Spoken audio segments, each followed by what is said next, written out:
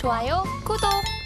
마켓 리더들과 함께 시장의 핵심 이슈를 짚어보는 이슈 칼럼 시간입니다. 1월에 코스피가 10%가량 상승을 하면서 22년 만에 가장 좋은 성적표를 내면서 1월의 효과를 톡톡히 누렸는데요. 과연 2월 이 FOMC 후에 증시가 어떻게 변모해 갈지 분석하는 시간 갖도록 하겠습니다. 오늘은 미중산업경제연구소 조용찬 소장님 연결되어 있습니다. 안녕하세요, 소장님. 예, 안녕하십니까? 네, FOMC 회의 결과가 나왔습니다. 시장의 예상대로 베이비 스텝을 단행한 모습이고요. 오늘 새벽 기자회견에서 파월 의장의 발언, 어떤 메시지가 주를 이뤘습니까? 네, 파월 의장 같은 경우에는 오래간만에 디스인플레이션이라는 단어를 썼는데요. 인플레이션 둔화라는 의미로 해석이 되는데 프로세스가 시작이 됐지만 아직 집세라든지 또 음식값 다양한 분야에서 일손 부족이 심각하기 때문에 서비스 가격은 계속 상승세가 둔화되지는 않을 것이다. 그리고 물가 안정에는 시간이 걸릴 수밖에 없다. 특히 이번 경기 순환 사이클은 이전과 상당히 다르기 때문에 심각한 경기 후퇴가 일어나지 않는 한 연내 금리 인하는 적절치 않다는 이야기를 했는데요. 하지만 시장 같은 경우에는 성명문에서 계속 그 금리 인상이란 표현 자체를 쓰긴 했지만 톤 다운됐던 그 흔적이 보이고 있기 때문에 아무래도 3월 회의부터는 금리 인상 중단과 관련된 부분에 지금 반응을 하는 것은 아닌가 생각이 들고요. 결국 연준의 요지는 인플레이션이 둔화되고 있지만 금리 인상을 중단하기 위해서는 2%까지는 좀 더 시간이 걸리기 때문에 좀 관찰할 필요가 있다는 거고, 반면에 시장은 금리 인상 최종 국면에 지금 도달하고 있기 때문에 이제 빨리 그 금리 인상 중단, 금리 인하 같은 신호를 내보내라고 이야기를 하고 있다는 점에서 시장은 앞으로도 당분간 연준보다는 조금 더 앞서갈 가능성이 있지 않나 보여집니다. 네, 연준보다 시장이 조금 더 앞서갈 수 있고 3월부터는 또 금리 인상의 중단에 좀 무게를 가질 수 있다라는 이야기가 있는데 금리 인상 중간과 관련된 논의가 활발해지고 있다면서요. 네, 그렇습니다. FRB 안에서도 금리 인상을 중단해야 된다는 정보 발신이 최근 들어서 급격히 늘고 있고요. 또 이 문제가 논의됐는데 아무래도 그 연준 임원들 같은 그 경우에는 정책 금리죠. FF 금리에서 인플레이션을 뺀 실질 FF 금리가 1분기부터는 플러스로 돌아선다는 겁니다. 이는 그 금리 인상을 중단할 수 있는 환경이 됐다는 건데요. 아무래도 경기가 오버킬 할 수가 있기 때문에 빨리 금리를 낮추든지 아니면 다양한 정책 수단을 강구해야 된다는 목소리로 해석이 될 수가 있습니다. 이 때문에 시장에서는 투자 부적격 그 신용 등급 기업 대출이죠. 레버리지론이 지금 최근 들어서 급격히 늘고 있고요. 또 하이힐드 채권의 스프레드가 축소가 되고 있습니다. 이로 인해서 위험자산 선호 현상이 일어나면서 주식형 펀드, 그동안에 폭락했던 신흥국 증시 쪽으로의 자금 유입이 계속이 진행이 될 것으로 보여집니다. 이로 인해서 코스닥 시장 같은 경우에는 새해 들어서 7조 원 가량을 외국인이 매수했고요. 중국 증시에서도 25조 원 넘게 사들이면서 오늘 원달러 환율이 1달러에 1,210원대까지 절상 압력을 받고 있다는 점에서 우리나라 원화도 곧 1,100원 시대에 진입하지 않을까 생각이 됩니다. 네, 물가 이 둔화 신호가 감지가 되면서 투자자들이 이제 위험 자산 선호 심리가 가고 있다라는 현상이 좀 뚜렷해지고 있다라는 말씀을 해주셨는데요. 그렇지 않아도 지난 1월 22일이죠. 미국의 월스트리트 저널은 FRB가 올해 또 금리 인상을 중단하기로 검토할 가능성 있다라고 밝혔습니다. 미국 경기가 빠르게 좀 최악의 국면에서 벗어나고 있는 걸까요? 네, 그렇습니다. OECD 국가들 전체를 보면 에너지 가격이 천연가스를 중심해서 확실히 지금 꺾인 상태고요. 또 식료품 가격도 오름세가 좀 멈췄기 때문에 여기에 이제 중국이 경제 정상화에 좀 들었으면서 공급망도 개선이 되고 있습니다. 이로 인해서 11월 시점에서 예측했던 모든 경제 전망 보고서들이 최근 들어서 아주 낙관적으로 바뀌고 있고요. 이를 반영해서 미국에서는 전미 기업 이코노미스트 협회라고 하는 NABE가 있습니다. 여기에서 1년 이내 경기 후퇴에 진입할 것이다. 또 경기 후퇴 국면에 지금 들어가 있다고 응답한 사람이 56%로 지난 10월 조사 때보다 8%포인트나 갑자기 떨어졌고요. 또 블룸버그 같은 경우에는 1년 이내 경기 후퇴 확률을 예상했던 경제학자들 같은 경우에는 65%로 12월 한 달 전보다도 5%포인트나 떨어졌습니다. 이뿐만 아니라 미국의 S&P 글로벌이 발표하는 1월 종합 PMI 같은 경우에도 호황과 불황의 분기점이죠. 50선을 계속 밑돌고 있지만 4개월 만에 지금 개선 신호를 지금 보내고 있는데요. 이를 종합해보면 미국 경기가 현재 최악의 국면에서 벗어나고 있다. 또는 말대한 경기 연착륙 가능성이 어느 때보다 높아졌다고 하기 때문에 현재 주가 상승 랠리가 근거가 있는 것으로 시장에서 판단하고 있기 때문에 앞으로 추가적인 자금 유입, 기간 조정 후에는 다시 큰 폭의 상승도 기대해 볼 수 있는 상황으로 보여집니다. 네, 미국 지표에서 이 최악의 국면을 벗어날 수 있다라는 결과들이 나오면서 현재 세계 경기 전망의 낙관론이 대두되고 있는 상황들 설명을 해주셨습니다. FOMC 결과가 발표가 됐고요. 미국 증시 특히나 나스닥 지수는 어제 또 2% 넘는 상승률, 우리나라도 지금 계속해서 좋은 훈풍 이어가고 있습니다. 지금의 증시 FOMC 뒤에도 상승 랠리 이어갈 수 있을까요?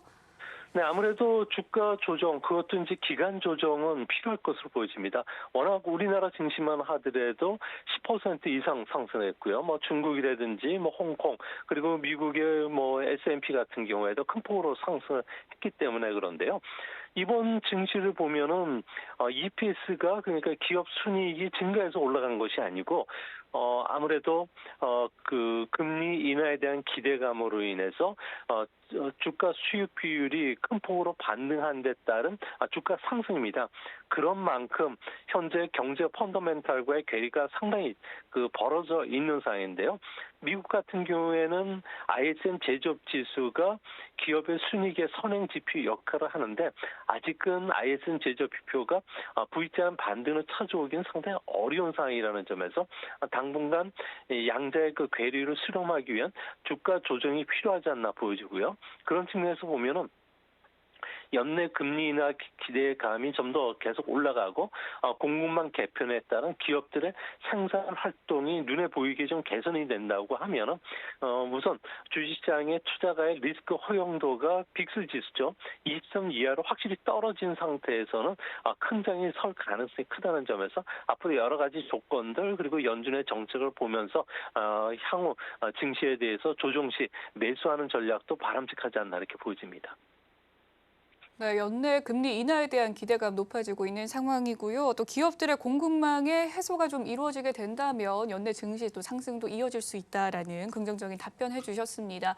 다음은 이 반도체에 대한 이야기 해보도록 하겠습니다. 지난주에 미국이요, 중국에 대한 첨단 반도체 기술과 장비 수출 규제에 대해서 이 네덜란드와 일본이 함께 동참하기로 했습니다.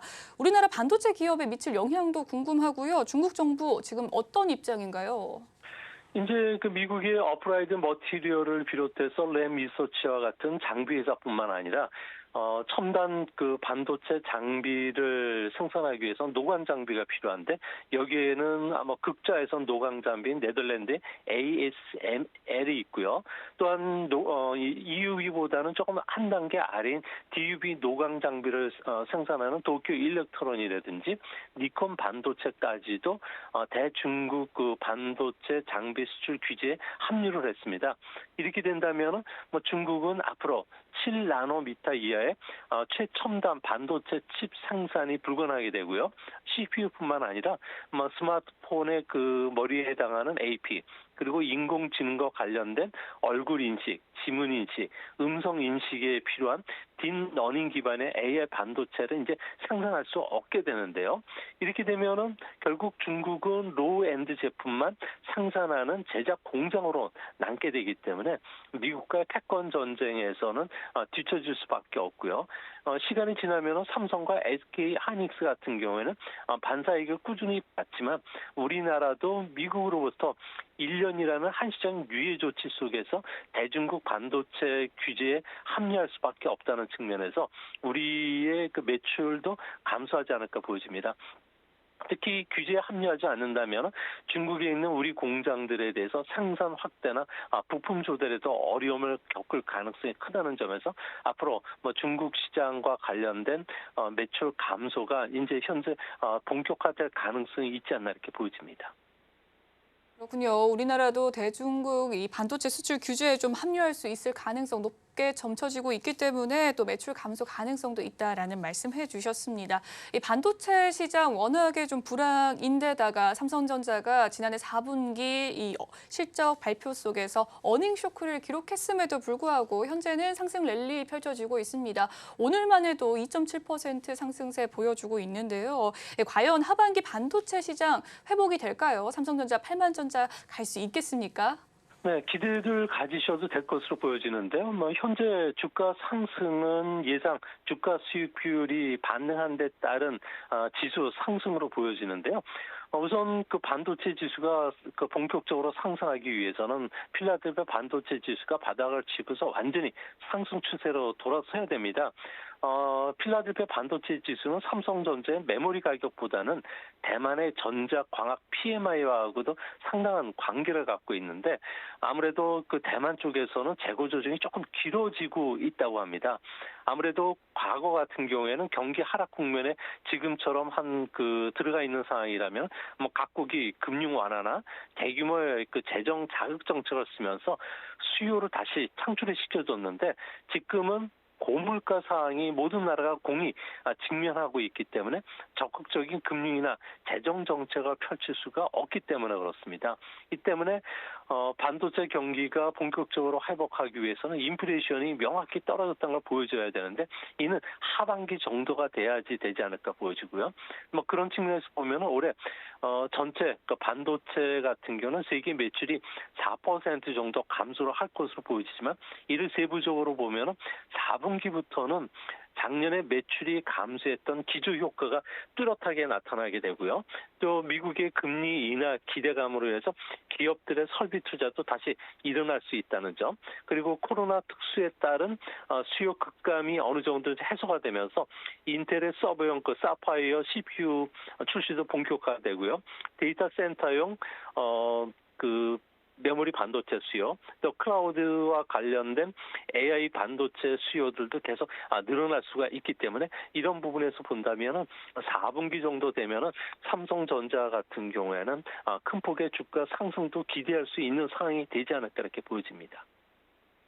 네, 반도체는 인플레이션이 명확히 좀 떨어져야 되기 때문에 4분기쯤 주가 반등이 되지 않을까라는 이야기 해주셨습니다. 중국에 대한 이야기 조금 더 해보도록 하겠습니다. 중국은 또 충절 뒤에 이 경제활동 재개로 인해서 경제 회복 기대가 높게 점쳐지고 있는 상황인데요. 의외의 V자형 좀 경기 회복 기대할 수 있을까요? 네, 지금 중국인들 같은 경우는 80%가 자연 면역이 됐다고 합니다. 아무래도 이제부터는 경기 회복 단계에 들어서게 되는데요. 현재 교통과 관련해서도 이제 다시 급속하게 올라가기 시작했고요. 또 중국 그 생산 정상에 맞춰서 재고를 확충시키기 위해서 수출입 물동량도 좀 늘어나는 그런 모습을 보여주고 있다고 합니다.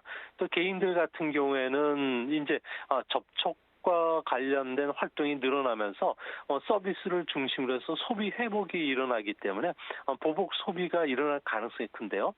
중국 같은 경우에는 지난 4분기만 하더라도 명목 소비는 마이너스 2.4%까지 위축이 됐는데 과잉 저축은 GDP 대비 한 1조 정도가 늘어난 3.9% 정도 늘어났습니다. 이 때문에 이 부분이 고스란히 소비로 이어질 수 있는 상황입니다. 여기에 중국 정부가 주택 투자와 관련된 여러 가지 금융 지원을 해주고 있기 때문에 부동산과 관련해서는 이제 반등이 일어날 수 있고요. 또 인프라 투자 중심의 성장을 부추기기 위해서 가장 손쉬운 창구 지도를 통해서 기업들에게 중장기 대출을 지금 빨리 확대시켜주는 정책을 쓰고 있는데요. 이 때문에 일시적이지만 올해는 중국의 성장률은 한 5.6% 전후까지 V자형 경기 회복이 충분히 가능할 것으로 보여집니다. 좋아요, 구독!